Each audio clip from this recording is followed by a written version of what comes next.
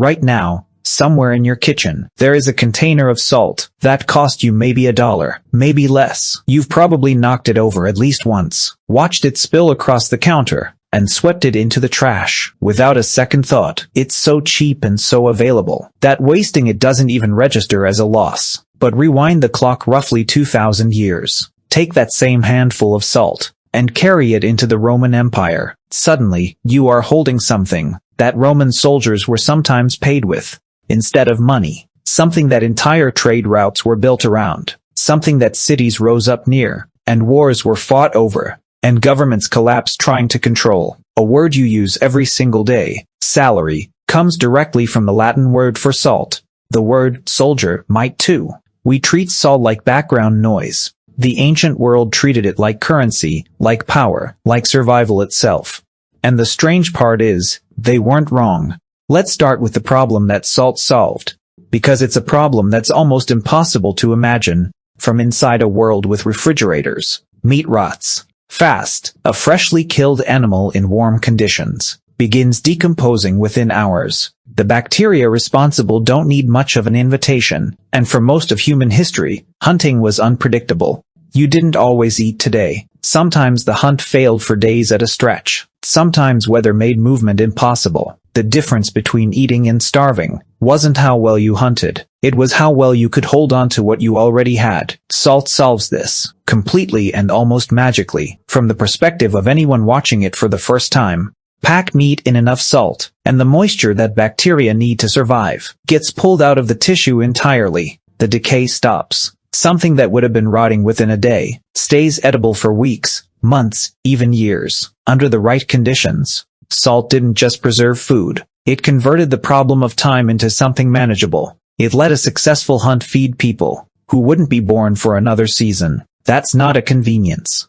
That's survival at a civilizational scale. But here's where it gets strange. Salt isn't everywhere. Not the kind of salt you can actually use in quantity. Most of the Earth's surface sits nowhere near an accessible salt source. Inland populations with no coast, no salt lake, no mineral deposit, sitting conveniently beneath them, had essentially no way to produce it on their own. And without it, they faced a problem every winter that people near the coast simply didn't. This created something that almost always creates power: scarcity. The groups and cities and eventually empires that controlled salt sources controlled something more fundamental than luxury. They controlled whether other people's food lasted long enough to eat. That kind of leverage doesn't stay quiet for long. The Roman road system, one of the most impressive engineering achievements of the ancient world, has its roots partly in salt logistics. The Via Salaria, the Salt Road, ran from the Adriatic coast directly into Rome. It predates the empire by centuries. It exists because getting salt from the coast to the inland city wasn't optional. The entire population depended on it, and Rome depended on controlling the supply. And Rome was far from alone.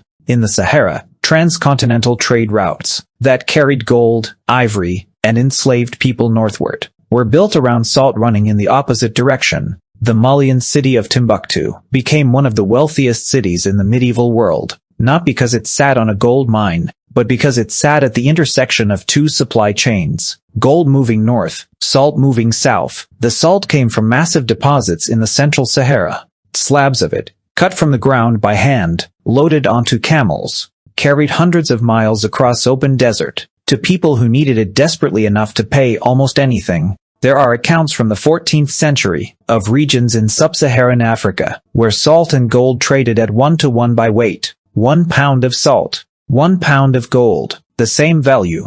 Not because gold was cheap, because salt was that critical. In China, the imperial salt monopoly was one of the most reliably powerful tools of state control. For over 2,000 years, whoever controlled salt distribution controlled a revenue stream that funded armies, built walls, and kept dynasties breathing. The tax on salt in pre-revolutionary France was called the gabelle, and it was so brutal, so inescapable, that historians count it among the genuine causes of the French Revolution. You couldn't opt out. You couldn't grow salt in your garden. You bought what the state sold, at whatever price the state set, or you watched your food rot. People died over this. Governments fell over this. A single white crystal, that you currently sprinkle onto scrambled eggs without thinking. But the story doesn't stop at food preservation, because salt does something else that rarely gets mentioned, something that only becomes obvious when you think about what a body actually is. Your blood is salty. Your tears are salty. The fluid surrounding every cell in your body is a carefully regulated saline solution. That's not coincidence, and it's not metaphor.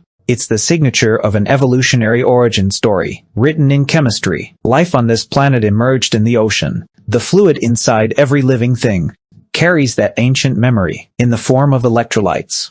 And sodium is the most important one. Your muscles can't contract without it. Your nerves can't fire without it. Your kidneys can't regulate pressure without it. In hot climates, under physical labor, in warfare, in illness, sodium leaves the body fast in sweat and blood. If it isn't replaced, you don't just feel bad. You start to fail. Ancient armies knew this, not from biochemistry but from brutal experience. Soldiers who couldn't access salt, didn't march as well, didn't fight as well, and died from things they shouldn't have died from. Whole campaigns have been reanalyzed by military historians through the lens of salt supply. The Confederate Army during the American Civil War suffered critical salt shortages as Union forces targeted their production facilities, not to ruin their cooking, to undermine their ability to preserve meat for the march, and maintain the physical function of men under sustained stress. Salt wasn't a seasoning. It was a military resource treated like gunpowder.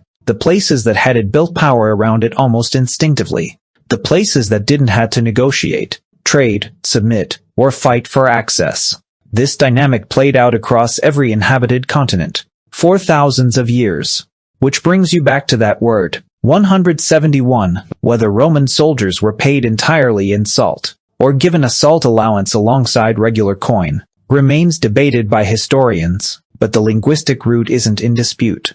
The Latin word for salt moved so deeply into Roman economic life that it embedded itself inside the word for compensation. You say salary today, and somewhere inside that word is a Roman soldier standing near the Via Salaria, holding his pay. Now here's the reversal, because every good story has one. The same forces that made salt priceless eventually made it nearly free, not all at once. Slowly, then very quickly. Industrial evaporation techniques developed through the 19th century. Railroad networks began reaching inland regions that had previously had no access to coastal supply, and then refrigeration arrived, and with it, the single most powerful argument for salt as a preservative dissolved almost overnight. Once you could keep food cold, you didn't need to pack it in crystals to stop the rot. The monopolies that governments had held for centuries began to crack, then collapse entirely. Within a few decades, salt went from a taxed, controlled, rationed strategic resource to something so abundant that companies started giving it away. The entire equation flipped. The most controlled substance in the history of human commerce became the thing you spill without cleaning it up. And here's the part that stays with you afterward. Salt didn't change.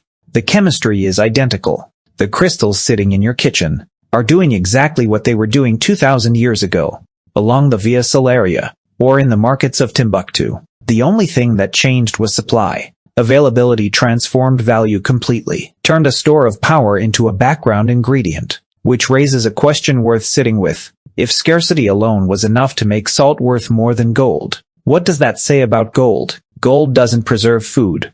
Gold doesn't keep a soldier functional on a long march. Gold doesn't keep your cells firing. Gold is scarce, and so we decided it was valuable. And that decision stuck. Salt was scarce for most of human history, did something gold cannot do, and was treated accordingly. The thing people call valuable, and the thing that is actually useful, are not always the same thing. Salt proved that in the plainest possible terms, for most of recorded history, then disappeared into the background. The moment someone figured out how to make enough of it. There are probably things in your world right now, doing exactly the same job, something so abundant you've stopped seeing it, something whose value only becomes visible in the moment it isn't there. Salt didn't teach us that everything has a price. It taught us that every price is temporary.